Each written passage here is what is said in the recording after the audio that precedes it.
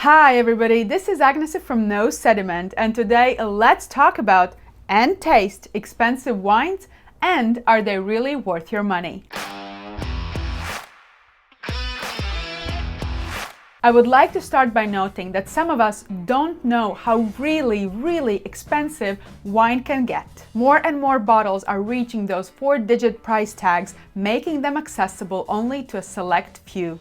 As I have said 100 times, wine is essentially an agricultural product, and yet somehow it has become a symbol of good living, status, and in some cases even luxury lifestyle. Let me share a story that inspired this video. I am not someone who buys or really can afford very expensive wines. Many of the luxury wines I have tasted were thanks to the generosity of my wine friends and in fact my profession. I would always be looking for a good value rather than a loud name. So for a while my go-to value Burgundy was Santenay Village Level, which I was buying regularly and enjoying quite a lot.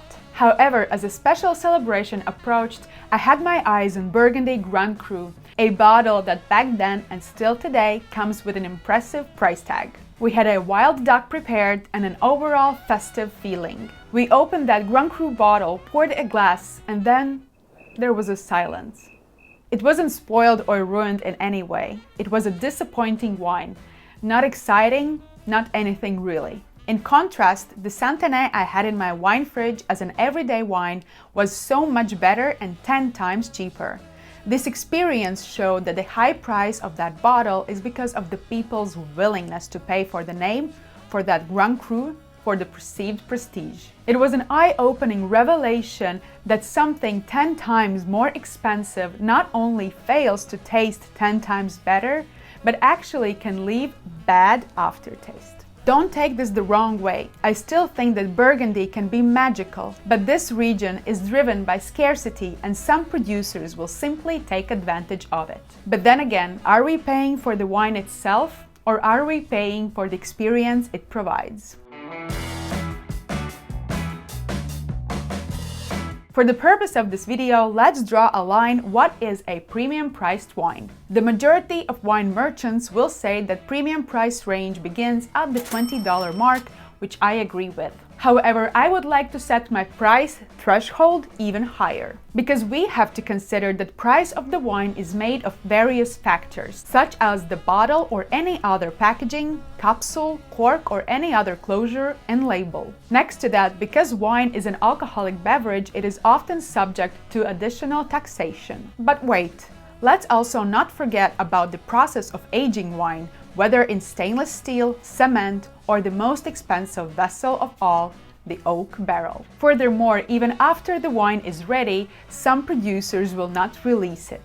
They will keep it in their cellars for months or even years. And I won't even touch upon the subject of how expensive land can be in some of the most sought-after regions, along the challenges of farming on very steep slopes. Therefore, as we move up in the price, the higher proportion of that price is paid for the actual wine bottled. And let's agree that that price point is $100. But I want to play a game and challenge this notion and argue against it.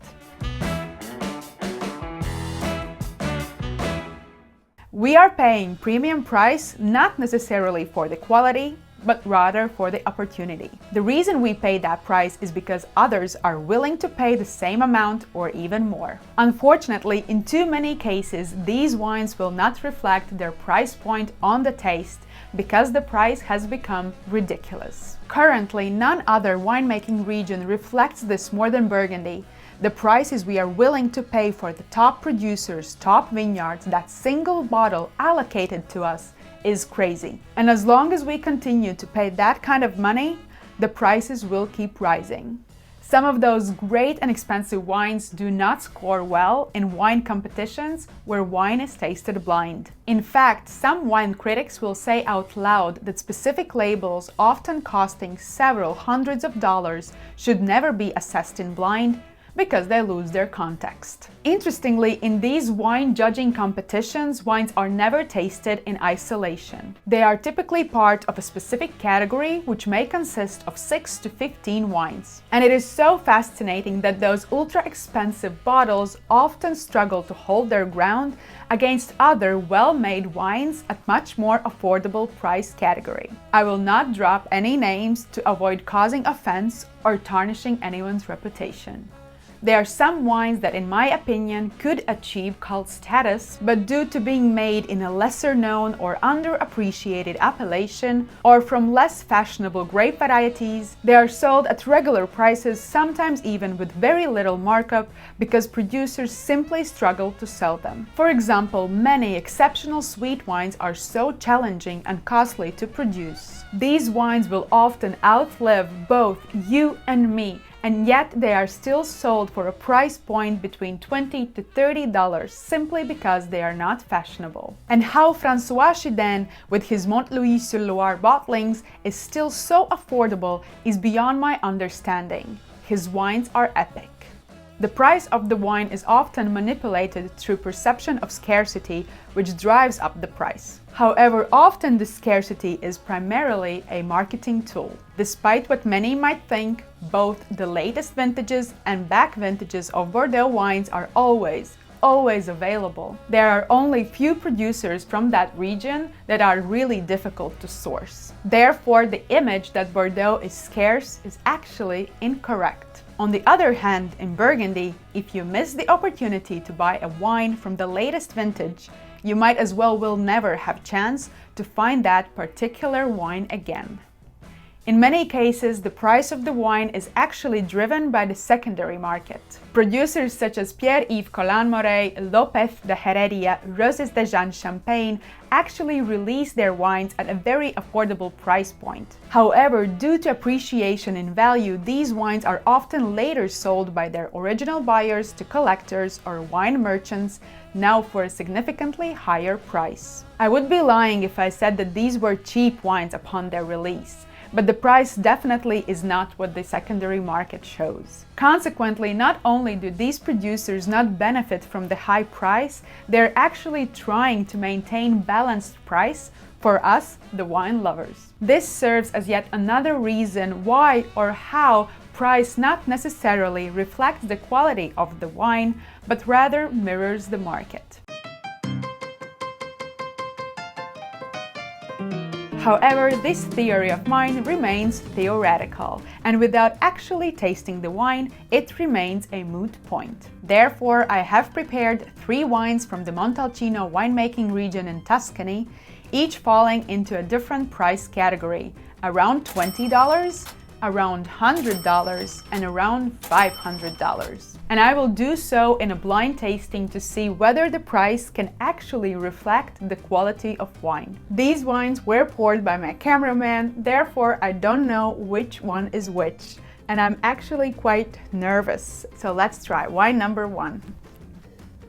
Okay, so nose is actually quite fragrant. Red berries, strawberries, raspberries, sour cherries, dried herbs. The wine overall is quite, I would say, light on the palate. Acidity is nice and refreshing. The tannin is medium plus, well managed, almost chalky, definitely not harsh or biting in any way, but overall it is a light wine, nice introductory wine. I will go straight here because of its body, because of its lightness, because of its playfulness. I think this is the $20 wine. I would give it 8 points out of 10. So let's taste wine number 2. I will still say the wine number 1 is $20 because this immediately showed way more complexity and a lot of things going on the nose. This wine also shows oak élevage, and that is also another element that actually makes wines more expensive.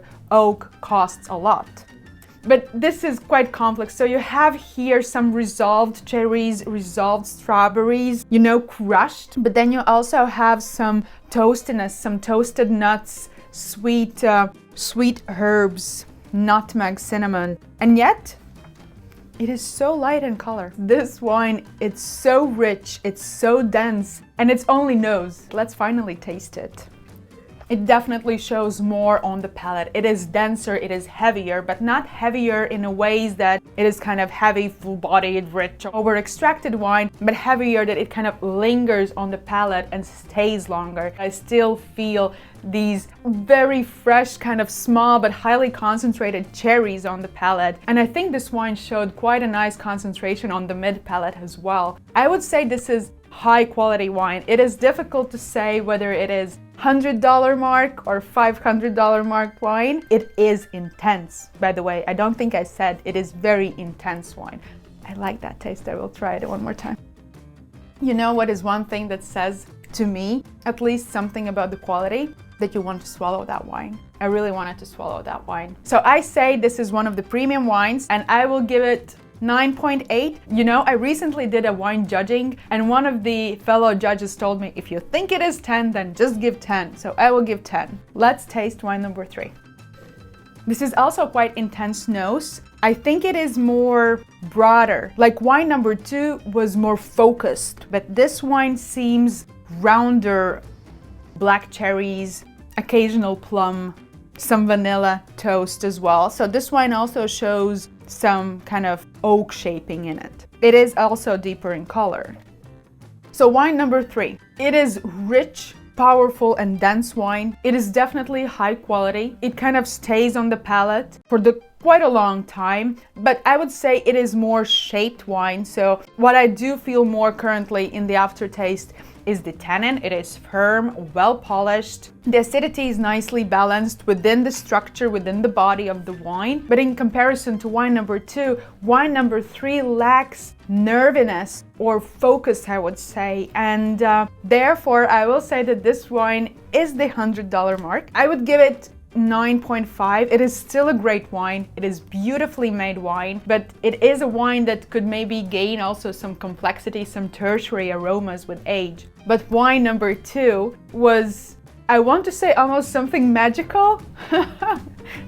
I don't know. So let's wrap it up. Wine number 1 is $20 wine with 8 points. Wine number 2 is $500 wine with 10 points. Wine number 3 is $100 wine with 9.5 points. Let's reveal the wines. Rosso di Montalcino. It was fresh, fruit-driven, light, and this is why you buy this wine. I mean, Altesino is a great producer and I definitely did enjoy this wine. I was not offended and I would never be offended to pay for this wine $20 or maybe slightly below $20. Let's reveal wine number 2, the one that I like the best. Oh wow, this is actually a legendary cult producer, Stella di Campalto, Brunello di Montalcino 2015. To be honest, this is wine that it is out of my price point. I bought it for this specific tasting. I've never had it before. The Brunello, they also make Rosso, and it was really good. I was kind of hoping that it could be the other one, the $100 wine, because then I could maybe enjoy it more often. There's a reason why Stella di Campalto is a cult producer, I guess. And then wine number 3, which I gave 9.5 points, is the Casanova di Neri Brunello di Montalcino 2015 vintage. So yeah, this was amazing wine and overall beautiful, well-made, deep, rich, concentrated, stays on the palate for a long period. I thought that Stella di Campalto just had that extra layer or extra oomph, if you will.